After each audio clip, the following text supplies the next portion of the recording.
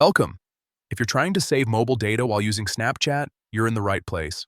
Snapchat can use a surprising amount of data in the background, especially with auto-loading snaps and stories.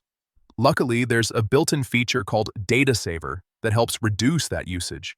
And today I'll show you exactly how to turn it on so it stays enabled until you decide to turn it off. Let's walk through it, step by step. First, open up your Snapchat app. Once you're on the main screen, look at the top left corner and tap on your Bitmoji or profile icon. This will take you to your profile page. Next, in the top right corner of your screen, tap on the settings icon. It looks like a small gear. This is where all your account settings are located. Now, scroll down through the settings menu until you find the section labeled Privacy Control. Under this section, look for the option called Data Saver and tap on it. Once you're inside the Data Saver settings, you'll see a checkbox or toggle for enabling it.